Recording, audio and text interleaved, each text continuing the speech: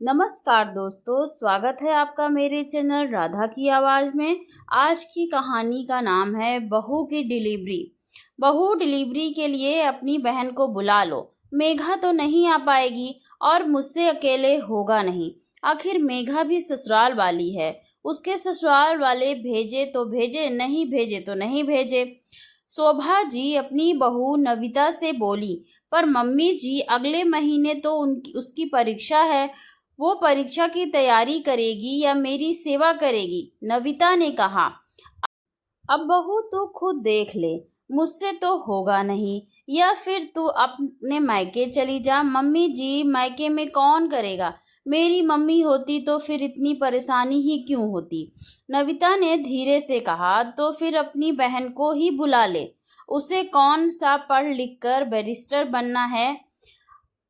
आकर कुछ दिनों के लिए संभाल जाएगी। मम्मी जी इन्होंने कहा भी तो था कि काम वाली रख लेंगे। नविता ने कहा, ना बाबा ना, मैं अपने घर को कामवाली के भरोसे नहीं छोड़ सकती। और फिर उसकी निगरानी कौन करेगा? तू तो बस तेरी बहन को बुला ले। मम्मी अगले महीने से तो तनु की परीक्षा है, वो भला यहाँ कैसे आएगी? और फिर उसे तैयारी भी तो करनी है।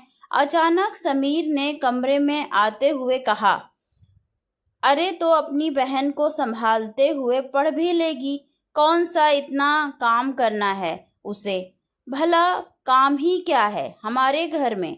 अपना घर तो अपना घर ही होता है। मम्मी, इंसान अपने घर में आराम से और बेफिक्री से पढ़ सकता है, वो किसी और के घर पर नहीं हो पाता। नहीं नहीं, तनु की पढ़ाई का नुकसान होगा। मैं एक काम करता हूँ, मैं मेघा दीदी के ससुराल बात कर लेता हूँ। मुझे मुझे यकीन है कि उनके सास ससुर उन्हें जरूर भेज देंगे। रहने दे, उसके सास ससुर तो भेजने को तैयार हैं, पर मेघा 15 दिन के लिए हिल स्टेशन पर घूमने जा रही है, इसलिए नहीं आ पाएगी। अचानक शोभा जी ने कहा तो कमरे में खामोशी सी छा गई।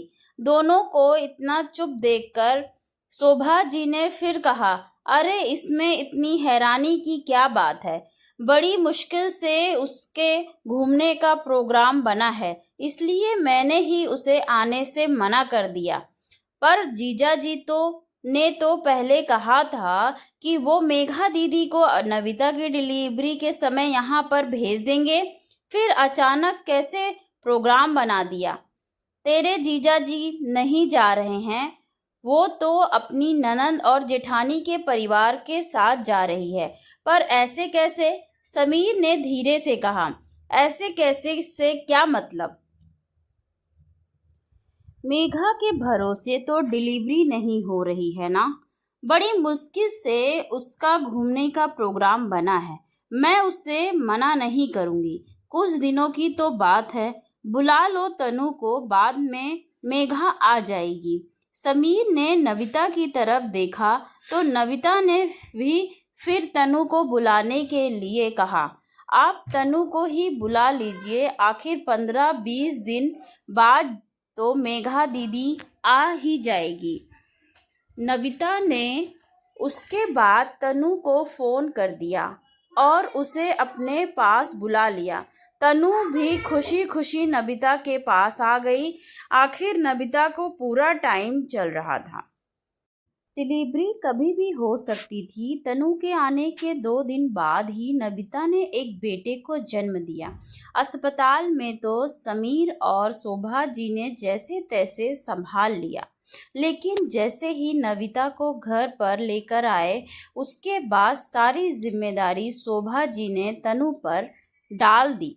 घर के काम तो फिर भी ठीक थे, लेकिन नवजात बच्चे और नविता को कैसे संभाले? शोभा जी तो रात को अपने कमरे में जाकर सो जाती और तनु को नविता की जिम्मेदारी दे देती। तनु को भी कोई चीज समझ में नहीं आती। आखिर एक कॉलेज में पढ़ने वाली लड़की कितना क्या ध्यान रख लेती।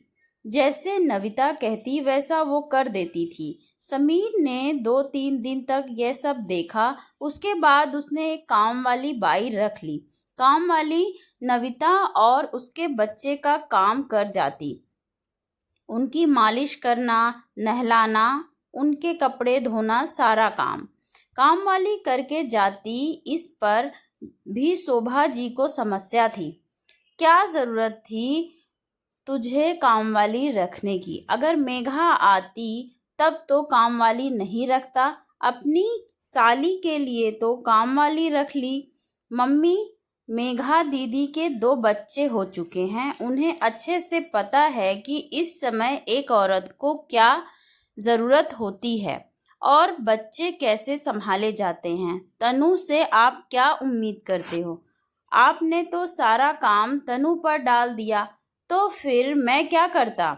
लेकिन शोभा जी को तो जैसे चैन नहीं था। वो तो तनु के पीछे हाथ धोकर पड़ चुकी थी।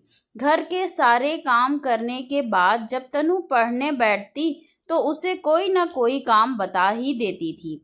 ये सब नबिता को भी समझ में आ रहा था, पर वो अभी कुछ नहीं कर सकती थी। तनु के हर काम से उन्हें समस्या थी। अरे पता नहीं अपनी मम्मी के जाने के बाद कैसे घर संभालती होगी। इसे तो कुछ भी नहीं आता है, ना ही ढंग का खाना बनाना आता है और ना ही घर के काम। कई बार तो ये सब तो तनु के मुंह पर बोल चुकी थी, पर तनु चुप ही रहती। आखिर दीदी का ससुराल था, ज़्यादा कुछ कह भी नहीं सकते थे। जैसे तैसे कर 30 दिन निकले। मेघा अपने मायके आ गई। समीर ने तनु को घर छोड़कर आने के लिए कहा तो शोभा जी ने कहा, अरे 2 दिन बाद तो नहावन है, तब इसके पापा आएंगे ही अपने नाती और बेटी के कपड़े लेकर। उस समय इसे लेते जाएंगे। क्यों बेवजह जाने का खर्चा कर रहा है? हाँ भाई तनु, 2 दिन बाद चली जाना। वैसे मैं भी बहुत थकी हुई हूँ। पहाड़ों की चढ़ाई चढ़कर हाथ पैर ही दुख रहे हैं। अभी तनु संभाल तो रही है, 1-2 दिन मुझे भी आराम मिल जाएगा, फिर तो भाभी की सेवा में ही लगना है। मेघा ने कहा, ठीक है मम्मी, पर तनु के लिए कुछ ढंग का गिफ्ट ले आना। आखिर यहाँ से खाली हाथ थोड़ी ना जाएगी, या फिर बाजार जाकर उसे आप खुद ही दिलवा कर ले आओ। वो अपनी पसंद का कुछ ले लेगी।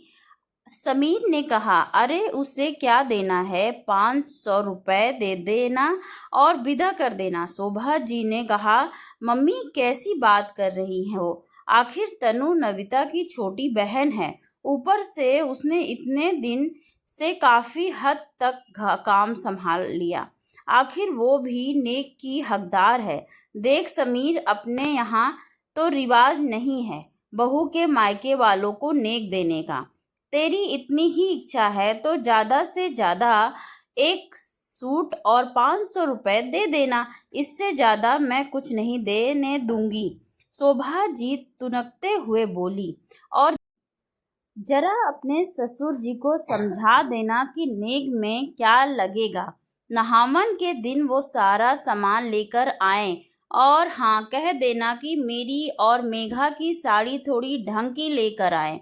मैं हल्की फुल्की साड़ी नहीं पहनूंगी और ना ही मेरी बेटी पहनेगी। खैर नहावन का दिन भी आ गया। नविता के पापा जब आए तो अपने साथ नाती और अपनी बेटी के साथ साथ घर के सभी सदस्यों के लिए कपड़े और शगुन के लिफाफे लेकर आए थे। जब नविता के पापा जाने लगे तो तनु भी उनके साथ रवाना होने लगी। उसी समय शोभा जी ने एक सूट और 500 रुपये का लिफाफा उसे पकड़ाते हुए कहा, ये हमारी तरफ से तुम्हारा नेक। आखिर तुमने इतने दिन अपनी बहन की सेवा जो की है उसका तो ये प्रतिफल बनता ही है। लेकिन तभी समीर वहां आए और उसने एक और लिफाफा तनु के हाथ में पकड़ा दिया और कहा, ये मेरे और नविता की तरफ से तुम्हारे लिए। तुम्हें जो खरीदना है अपनी पसंद का खरीद लेना। ये देखकर शोभा जी गुस्से में आ गई, लेकिन उस समय उन्होंने कुछ नहीं कहा। तनु अपने पापा के साथ रवाना हो गई। उनके जाते ही शोभा जी ने कहा, समीर, ये क्या हरकत है? जब मैंने तनु को विदाई दे दी थी तो तुझे अलग से लिफाफा देने की क्या जरूरत थी? मम्मी, इसमें गलत क्या है? आखिर वो भी तो नेक की हकदार है। अपनी पढ़ाई लिखाई छोड़कर वो यहाँ अपनी बहन की सेवा करने आ गई, वही बड़ी बात है। उसके बदले अगर हमने खुश होकर उसे थोड़ा बहुत दे दिया तो क्या हर्ज है? पर हमारे यहाँ बहू की बहन को नेक देने का रिवाज नहीं है। ये क्या उल्टी गंगा बहा रहा है? अब की बार मेघा ने कहा, क्यों दीदी, जब जरूरत थी तब बहू की छोटी बहन को बुला लो, और नेक देने के नाम पर रिवाज नहीं है। भला ये क्या बात हुई? नेक का असल हकदार तो वही होना चाहिए जो असल में काम कर रहा है। सिर्फ रिश्ते नाते से नेक के हकदार नहीं बन जाते। उसके मायके वालों से तो नेक लेने के लिए आप लोग तैयार हो गए, लेकिन जब काम की बात थी तो पीछे हट गए। मम्मी दीदी की डिलीवरी के समय तो आपने भाग भाग कर काम किया, फिर बहू की डिलीवरी के समय क्या हो गया? बुरा मत मानना मम्मी, लेकिन अभी जो व्यवहार आप बहू के साथ करोगी वही उसे जिंदगी भर याद रहने वाला है, क्योंकि अपने डिलीवरी के समय को कोई औरत नहीं भूलती। समीर ने कहा तो शोभा जी आगे कुछ कह नहीं पाई। आखिर बोल भी क्या सकती थी?